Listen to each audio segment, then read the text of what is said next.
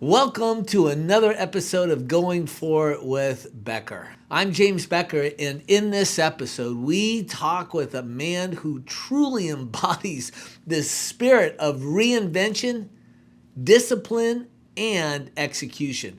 That person is Mark Laing. After a successful 35-year career in corporate IT, reaching the level of vice president for a major corporation, Mark faced a major life pivot at the age of 54. Instead of slowing down, he took that high-level corporate discipline and channeled it into a second act in residential real estate that has been nothing short of extraordinary. In this conversation, we highlight some truly interesting milestones in Mark's journey, such as earning the Platinum Award for reaching over $500,000 in GCI just after a few years in the business. We also talked why his background in IT management made him a good candidate for a system-based real estate model, and what it truly means to have a CEO mindset. Mark is a centered individual with a work ethic that is truly infectious. Whether you are a corporate professional looking for your next act or a real estate veteran looking to scale, Mark's story of transition and triumph and success is one you will want to listen to. Let's get into it.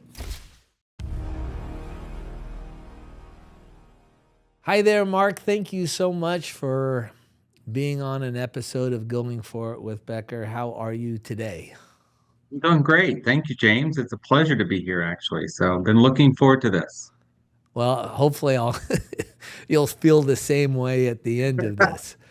Um, so And that we vice can give, versa, right? yes, exactly. Um, if if you could share a little bit about who you are as a person and a little bit about your business, just so uh, anybody who's listening will have some context about why we're having a conversation with you, would be great. Yeah, that's awesome. So again, I'm Mark Laing. I'm a native Virginian, now relocated to Florida. So just like yourself, I love the Florida market.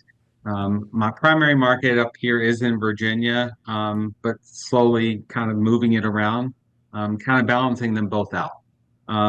So been here in the Virginia area for 62 years. So actually 62 years old. I'm married. I have a daughter that is going to be 40 this year, Well, and who is amazing. And she works for the government up here in the Washington, D.C. area. okay. And we have a passion for horses. So we own Pasofino horses, which took us to Ocala, Florida, where we have been going there for the last 16, 17 years. And we compete, train, show, sell, breed, you name it. So it's another business for us other than just real estate. So Wow. and it's our passion actually. It gives us it takes us away. It just lets us go be with the horse and forget about all life's troubles, Yep. all the drama in the world, and it's Yep. just you and the horse. So I my history came from IT. I was in IT for 35 years and a vice president role for a telecom company for my last 17 years. Got laid off at the age of 54. Yep. And I said, I'm done with corporate. So Yep. I went to do my other love, which was real estate. So I'm actually just started my 10th year in real estate. I was a solo agent for the first, I guess, 4 years of Yep. my career in real estate. And then I decided that I was with the Berkshire Hathaway umbrella for the first 5 years, and Yep. then migrated over to the Keller Williams family about 5 years ago. Um, because I'm doing two businesses. I'm doing one in Virginia and one in Florida. And I Yep. have two teams. I have one team, a team of three in Virginia and a team of two additional agents in the Florida market right now and still growing. So I've been blessed. I got a lot of good followers. My sphere, that's where it came in with Fusion when you guys knocked on my door in 2021, which was my best year ever. It was the third year in, that was during COVID. It was Yep. an amazing year. So you guys Yep. knocked on the door, I answered, and we've been here for 5 years now. Um, Wow. and you took Fusion helped me so much by taking off the day-to-day work of keeping in touch with your contacts. It's very important. So when Yep. you were going to help me, reach out to them 37 times a year, I embarked on it, and everybody keeps saying, "You have great marketing material, Mark. Keep it up." So I'm not leaving. I love Fusion. You guys have changed my world, actually. You've made my life easier. Wow. You've let me take on more of what I want to be, and that is in front of customers and clients. That's awesome. We're actually in front of the clients probably 200 times with all the digital marketing Absolutely. on top of that. But that's very kind of you to say all of those good things. So I appreciate it. We really care about our clients, and we really want to help them do the things that actually generate business for the long haul. Um, this may or may not surprise you, but we argue with our clients a lot because, a lot of them, for example, they don't like the amount of frequency in which we recommend for them, and they feel like they're bugging people because it's so much. And what they don't realize is that the average person sees over 500,000 advertisements a month.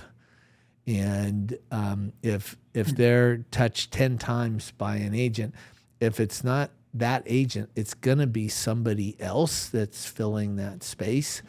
And you have to have enough frequency for there to be recognition, because there's just so much noise in the world. It's just a critical issue. So we follow kind of the Geico Progressive Insurance business model, where we want a consistent theme over many different channels, as many as we can, with tremendous frequency. And it's, I appreciate the comments on the marketing. I think it's really good. We have people that sometimes they would prefer something else. I'm not exactly sure what, but really it's the frequency that matters more than anything else. And yeah, go ahead. You're gonna I've share only had something. one. I've only had one person out of my sphere who is very close and dear to me. She's like a sister that I never had. I grew up with five brothers, so there's five of Yep. us.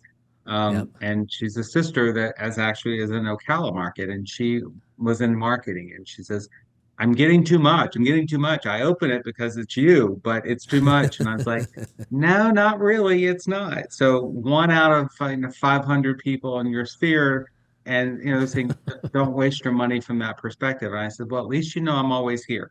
So Yep. it's not worth me to change it. I thought the same thing originally, that we're touching too much, Yep. and I did slack in other years where I told my PM to let's slow it down. But Yep. we put it back. We put it back. It works. It Yep. works. And there's a process for everything. So thank you for Yep. pushing that forward for us. Yep. I had a buddy of mine. He said, "Stop sending me stuff," and my answer was no. And I don't know. I think I sold 3 or 4 houses to him. I mean, Right. right? Like, they still remember. So Yeah. so let's talk a little bit about your business. I understand that you recently just hit your big, hairy, audacious goal. Is that correct? That is correct. Tell me about Last that. year, and it was awesome. And we had our award ceremony here last night, actually, here in the Virginia market. So I'm with two different market centers, as you know, Keller Williams. You're in different market centers, Yep. and I got received the platinum award for our office for reaching over the 500 over the 500K GCI. That's So awesome. that is huge, and I had to make it a realistic one because when I first started with Fusion, I had it as it was unachievable. It was just not achievable. So working with Elon and other people there is like, let's make this realistic. I mean, if I never hit the goal, I got to hit a goal to make another goal, and that's Yep. exactly what I've done. And now we've increased that by twofold to hit it for next year. So it's an accomplishment. Um, and thanks for recognizing that. And Alon did as well when I was working with Alon, who is great. So my PEs over there are awesome. Um, but you got to be able to. I tell my team, you've got to be able to reach a goal to create a new one. Yep. And that's exactly what we're doing. I've done the same thing for my team members. We've set their audacious goal and figure out how we get them to that point and then push them over it. So, Mark, let me ask you this. I haven't asked this of guests, but just listening to you, I'm curious about you. What do you think has transpired in your maybe childhood or upbringing that has you with this level of discipline or centeredness? You seem very centered to me as a person. And how do you think you developed into the person that you are today that is achieving? Well, I was in the late baby boomers, so it's 1964. Five brothers, and as a lot of families, we come from broken families as well. So from a divorce situation, dad left, God left when I was five, and I felt like I just kind of grew up really fast. And mom had to work. So, when I got to the age that I was always a responsible person. I care about people more. I care about people more than myself. Sometimes I put them first. I'm changing that balance a little bit because I have to as I'm getting older. But I think it was just from my upbringing, from responsibility, taking care of, helping my brothers get up. Let's got to go to school. Mom's gone to work. Let's do this. Let's do that. So I have a very strong work ethic. If I love what I do, I will do it all day long. And I see that in my daughter, who's 40 years old. She is exactly like me. Yeah. So she's got a strong drive and she's working for a challenge. And what's the next challenge? And okay, I'm good here. Now I want to go to the next one. So I'm always looking to better myself and also better other people where I can. Yep. And this business has taught me so much because it's very rewarding, because handing somebody keys to the brand new house is just tear jerking to me because so many people can't get there. Yep. So for me, being a part of that journey just keeps giving me that reward back over and over and over. Yep. So, what do you think the secret to success is for having a successful real estate business like you have? The biggest thing that I say, it it relates in every industry. Open communication. Be honest. Communicate. Be transparent. Um, you can't be everything to everybody, and if you do, you will fail because you're not picking where you need to focus on. And that's kind of where I know the type of clients I want. But if John over here has a $150,000 mobile home he's got to sell and no agent will take it, I'm going to take it. He's got a need. I don't pigeonhole people like, no, I'm only doing 500 or $1 million listings. He needs a need, and it's helping people. It's just helping people. Yep. I of some of our clients that do so well, I hear the same thing over and over again. They're just focused on taking care of people and showing up and doing the best job that they can, and and that attracts more business. And I think partly it's because if someone's doing the right thing, they know they're doing the right thing, Yep. and you don't have to put on airs. And I think people feel that. I think people have a sixth sense about people who are BSers. Yeah. And, I think people's ability to read others, maybe not consciously, but subconsciously is, Yeah. part of our survival requirement as we go through life. One of the things that's interesting to me is, you came into this business and you've done well. The vast majority of people don't last 5 years. 90% are out of it. There's a lot of hanger-ons that do $50,000 to $70,000 a year and never really, that up and down cycle of feast or famine type of real estate. I mean, it's a very stressful thing when you're not doing it right. But you came from a corporate background, and I have found that people that come from a corporate background do a lot better. And I think it's because they're used to systems and procedures and processes and systems. Yeah. How does that It's relate to you? it's absolutely. I was just meeting with a client colleague of mine for 17 years.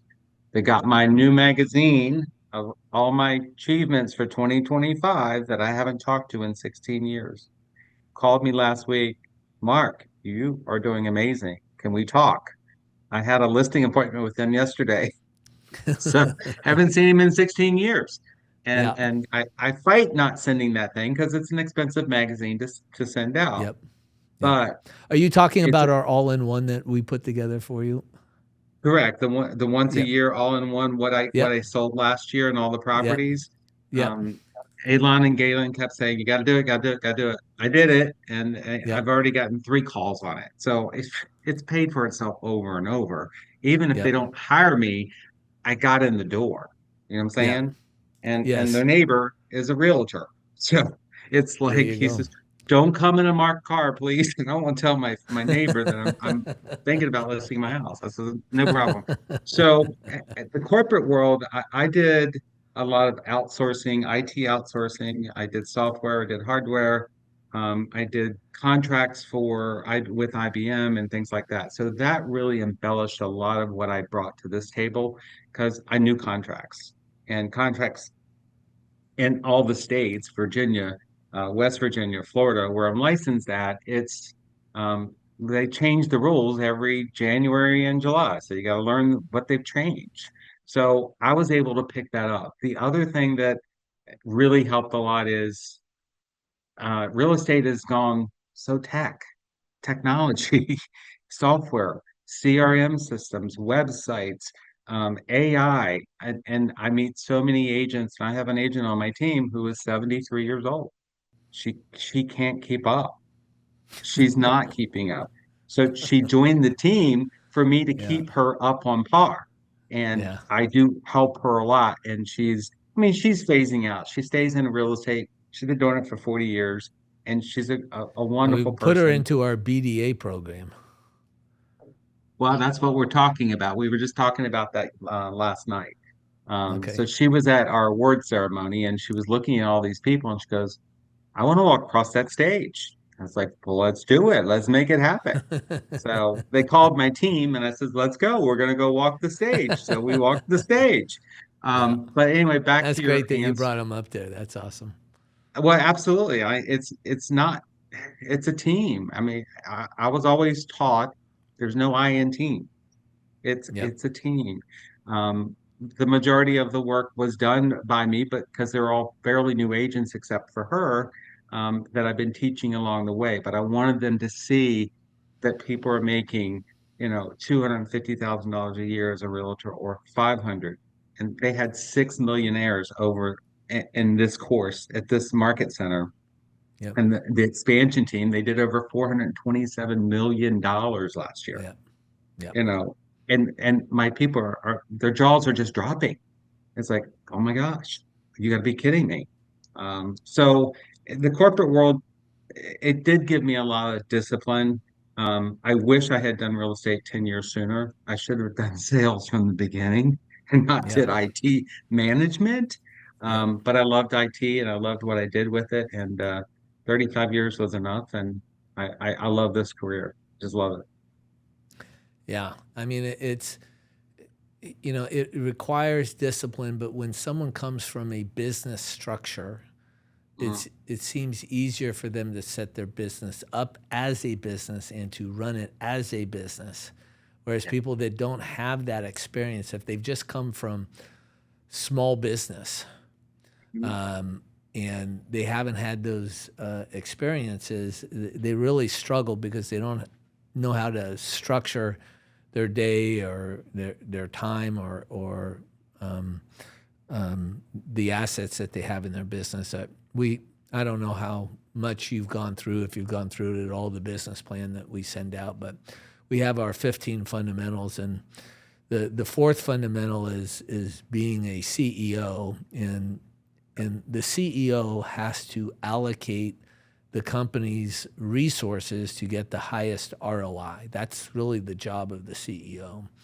Yeah. And the resources that most agents have is the most valuable assets is their time and their energy. And yet, I don't think 98% of agents even look at what they spent the time on the day before, and it's gone. Yeah. And if you really think about it, it's a travesty. It's such a loss because so many people are just spinning their wheels and losing out on so much because they're not being intentional about the activities that they're doing with their time. What are Yeah. your thoughts around that? I totally agree.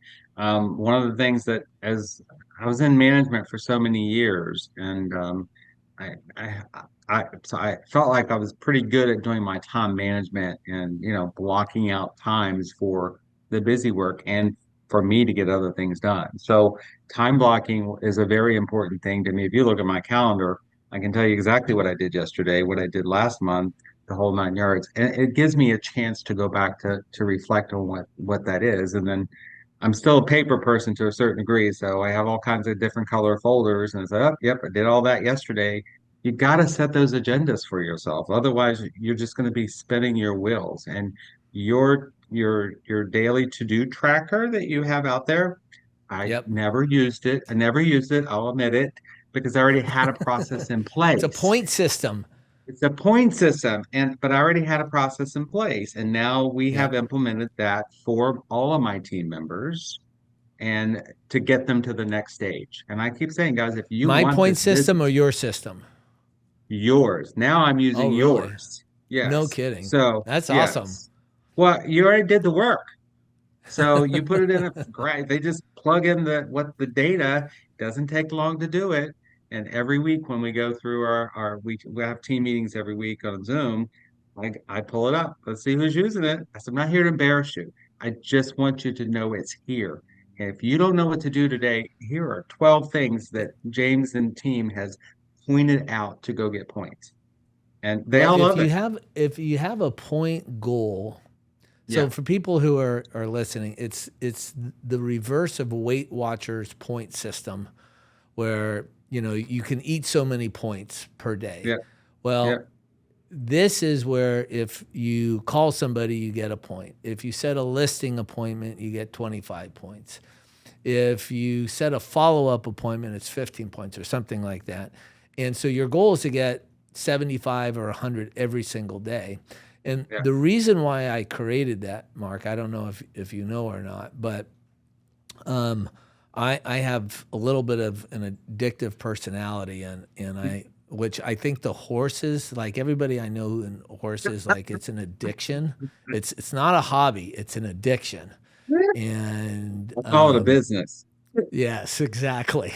But I got into tennis in my late 30s, and I was so addicted. All I wanted to do was to play tennis. And if I was playing tennis and I didn't know if I had actually done what I needed to do. I felt tremendous guilt. So I could never have any fun because I felt like I had to work. And I needed some way to be able to measure, did I do what I needed to do today to generate business for the future? And so this was the premise, so that I could get it done as quickly as possible, know that I had done my points, and then I could get out on the tennis court as quickly as I could. Which, by the way, I did a ton of business on the tennis court. I met people on the tennis court, made friends with people, joined groups, had teams, and so I'm expanding my network. So that then became a way of me also getting points. But the whole idea is you have to be able to measure. And if you go through your day and you don't know what you actually did to accomplish something moving forward, the point system takes care of that. And I did it for years and years. In the role that I'm in now, it's different because I'm not producing. I'm managing different business units and trying to innovate on the products and services that we have. A little bit different, but for someone who's producing business and generating business, it's a great way to measure that stuff. So I'm really fired up that you're having your team do it. That's terrific. You could create incentives, little like dinners out or something for people who score a certain number of points within a certain time. You could do contests like that. So you can have some fun around that. Yeah, I it's a good think. point. Perfect. So where do you think the industry's going? What do you think real estate looks like in 3 years from now? Well, as I tell my clients, I don't have that crystal ball, but I'm an optimistic person. So I'm hoping, right now depends on which market you're in. If you're here in the Washington, D.C. market, it's a seller's market. It's not changed. I mean, we're literally getting multiple offers on properties again in counties that I would never imagine happening. And I can tell you that because I just lost two. It's Yep. all comes up. People are waiving contingencies right now. They're going Yep. over the asking That's price. so It's crazy, waiving contingency. It's so nuts. it I is. like, and agents that allow people to do that, It, like it but it's a big risk. it's a huge risk, but that's what's winning the deal is the Yeah. no contingencies and even going above asking price. If you ask me what's going on in the Florida market, it's been a buyer's market there for years, and it Yep. still is. I have seen a tick up, specifically in the last month in the Florida market. I've got several listings. I'm getting showings again. I got more buyers. Inventory is out there. That's not the problem. So where is it going? I'm hoping it will not level off. When COVID happened, it was stupid crazy. It was just people were offering 400,000 above list price, and then they were Yes. going to sue their agents because they made me buy it. We Right. didn't make you buy it. That's what you had to compete, but you got the house. It's Um, it's it's and always someone else's fault. it is always someone else's fault. But the COVID timeframe, I was a buyer's agent and listing agent at the same time. It was a wild ride, but I hated it. I hated it. The market where that we were in last year, I was astounded. It was one of my best years last year, and everybody else was struggling. And I was like, I don't get it. That's the compounding effect of what's been happening Yeah. over a So period I of don't time. see it changing for me. I really don't because how I built my business is through you guys is actually with my sphere. I don't buy leads. I don't do any lead generation, buying lead generation. I do this off my sphere, who they know and who they know and who they know. So it's just one of those, it just keeps coming forward. What's so So great about that is that if you get a call, it's typically a come list me call. yeah, And if you're dealing with leads, You have to follow up, follow up, follow up, get them on the phone, Yep. start trying to win their trust, follow up, follow up, follow up. It takes so much time with so many people that you lose the quality of life. I think leads actually kills businesses. Yeah. If you're chasing leads, it's a dead end game. And because you're on the sphere of influence type of business, it allows you to deal with your addiction, which is your other business. So tell me about the horses. I want to hear a little bit more about your horses. Hopefully, no offense is taken, but I No, have a no, couple no, of no. friends that have afflictions, if you will. Yeah. Well, I've always liked horses, never owned a horse until I met my other half, and they brought horses into the industry for me. So that's how I got into it. They used to ride cutting horses and quarter horses and all the wild stuff, barrel racing, until they couldn't do it anymore because he had to have a titanium piece put in his neck and this and that, so he couldn't ride. And then someone introduced him to the Paso Fino breed, which is a fine, just a very fine step type of horse. And I mean, we ride in tuxedos when we show horses. We're not riding around. Yeah, it's just they move so fast. They're very powerful. They're small. So we actually do have four of those horses right now. Two that we are showing, and one was our world champion, and we were breeding her to get Really? offsprings. We've You had a got world three off of champion. her. We have a world champion. Yep, Wow. she's awesome, and no one believed in her, but she was amazing, and Yeah. so she's enjoying life now, and she's just a broodmare at the moment. So we have two that we show, Yep. and we have a baby that's coming up that's going into the under the saddle and will be shown next year. So we, like I said, we show, train, breed, sell. So it's a That, business we've had for 12 years now, and it's a business. It is a business. It's operated as a business. It has its own operational plan, the whole yeah. nine yards, because I'm in it for business. I'm not in it for an Yep. emotional point. It's just when I get on a horse, everything else goes away. Yep. There's no stress because you have to focus what you're doing. So I apply Yep. that to what I'm doing in real estate when I'm working with clients. That I got to focus. Put the phone aside. I don't want to hear it when I'm talking with another client. You just got to focus. You got to give people respect, just like you got to give that horse Yep. respect.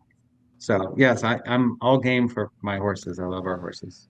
I had a business partner that was with me for years, Louis Schutte, and he was into riding cutting horses, and which is really amazing stuff. And I actually started taking some lessons myself.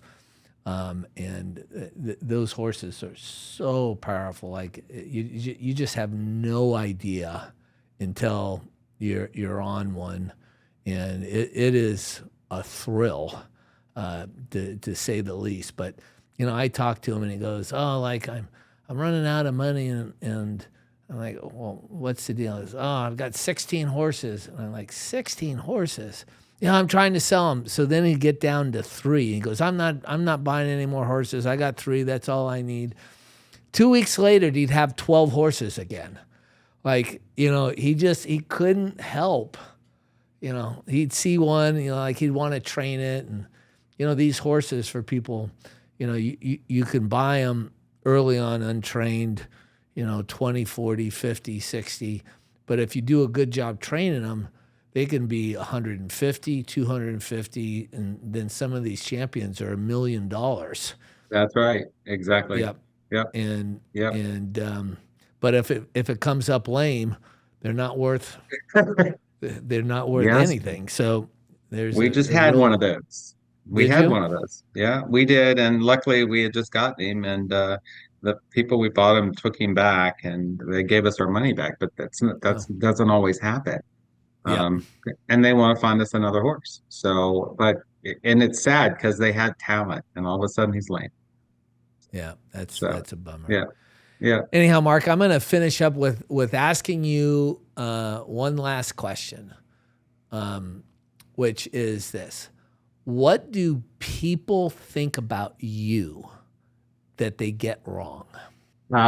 What do they think about me that they get wrong? Um, That's a hard one. But I would say most people that first meet me, they will say, "Oh, he's going to be a stick in the mud. He's no fun. He's this, he's that." And then one of our very good friends has said the same thing when she met me. She goes, "Yeah, I didn't think we would be friends at all. And now we're best friends. We are best friends." And she says, "Your personality and because we joke all the time. I am a jokester to a certain degree, but I can be serious at times as well. But once I know the person, they know me. Everybody says I can talk to the wall. And I probably could if I had to. But if you meet me for the first time, you're probably gonna say, "Well, I'm not so sure about Mark, where he's at, blah blah blah." But once you get to meet me, it's game on. Let's do it. So what you're saying is you're an acquired taste. I can be. That's. We I think I'm an acquired taste too. we moved to Florida 2 years ago, and Yeah, all of our friends here, I'm selling their houses, and they're moving to Florida. yeah, They're following us. yeah. So Florida, man, what a great state. Like, you know, we're not going to have property tax here, state property tax, no state tax. There's no tax on necessity items like food and diapers, no sales tax. And our garbage men come twice a week. Figure mine that do out. too. Yes. Like Yeah. that's crazy. In Yeah. California, there's garbage. There's no garbage where I live. Like, I mean, if you have a bunch of stuff in your house, you just put it at the bottom of your driveway. The county just picks it up for you. It's like that's nobody's dumping anything. It's crazy. In California, it was so different, but I've got family that I love very much in California, and so I go back there, and it's a good state, but Florida is certainly run very, very well. And I'm happy there. We wish we did it for the weather reasons. It just gets cold up in the Virginia, DC area, yep, and it gets gray for 5 months. So it's like I got to get out of this. I need sun. So, yep. The but sun no, is nice. My daughter and son-in-law live in Williamsburg. I don't know how far away you yes, are from there. that's about 3 hours from Yeah, Northern that's a Virginia. ways away. Yep. Yep, yep, So, yep. all Awesome. right, Mark. Well, you've been absolutely a joy to talk with. I've really enjoyed this conversation, and I just really appreciate you sharing some of your wisdom and your Thank you. insight and some of the personal stuff about you. It's been really fun. Thank you so much. Awesome. Thank you so much, James. It was a pleasure to do this with you, and I appreciate everything you guys do for us. Thank you.